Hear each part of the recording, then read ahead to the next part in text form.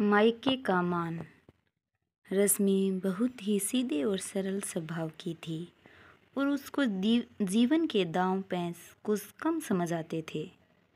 रश्मि को जब देखने लड़के वाले आए थे तो भी रश्मि कुछ ज़्यादा नहीं बोल पाई थी। और किसी ने खूब कहा है कि शब्दों से जाहिर न करना किसी के वजूद की पहचान। हर कोई इतना कह नहीं पाता जितना महसूस करता है। और ये कहावत रश्मि पर बिल्कुल सटीक बैठती थी। लड़के वालों को रश्मि की सादगी पसंद आ गई और बात पक्की हो गई। शादी के बाद पहली दिवाली आई तो रश्मि के साथ शकुंतला जी, जो बहुत ही सुलझे हुए विचारों की थी, वो बोली कि रश्मि, कल हम बाजार चलेंगे और सुधा के ससुराल में जो भी दिवाली के तोहफे देने हैं वो खरीद लाएंगे। पहले मैं अकेली जाती थी, अब मैं तुम्हारे साथ जाऊंगी। रश्मि सास के साथ गई तो वो बहुत बड़े बड़े शोरूम्स पर उसे ले गई, गिफ्ट्स खरीदने के लिए और कपड़े लेने के लिए। क्योंकि रश्मि मिडिल क्लास से थी तो वो कभी ऐसी जगहों पर नहीं गई थी, तो उसको बहुत अच्छा लग रहा था। सब उसकी सास की इज्जत कर रहे थे क्योंकि वो उनके यहाँ अक्सर आया जाया करती थी।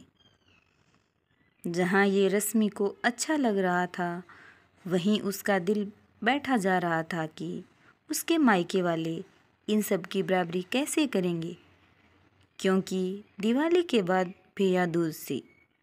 और जब उसकी ननंद के लिए इतना सब हो रहा था तो उनको भी शायद उम्मीद हो जाए।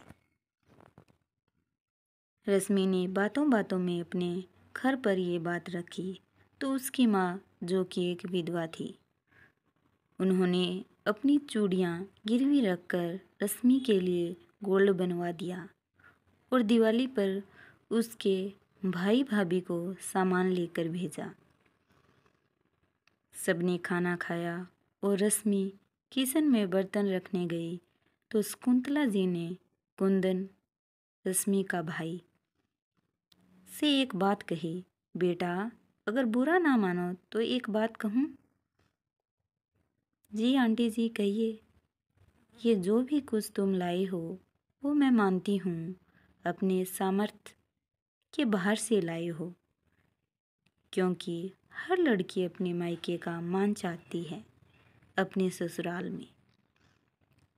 पर मेरा निवेदन है कि 250 रुपये और एक मिठाई के डिब्बे से ज़्यादा मैं कुछ नहीं रखूँगी, क्योंकि भाई का हक होता है बहन को देना। इसलिए ये शगुन और तुम दोनों का प्यार हमेशा मीठा बना रहे, इसलिए ये मिठाई काफ़ी है। कुंदन के मना करने पर भी उन्होंने सादर वो सामान वापस कर दिया, क्योंकि वो जानती थी कि वो सामान उन्होंने अपनी चादर से बाहर जाकर खरीदा है। दोस्तों, सही कहते हैं, सबका प्यार किसी दुकान पर नहीं मिलता, बस महसूस करो तो अपने अंदर ही है। रश्मि रोने लगी और अपनी सास के गले लग गई। अगर आपको कहानी अच्छी लगी हो तो आप कहानी को लाइक करें।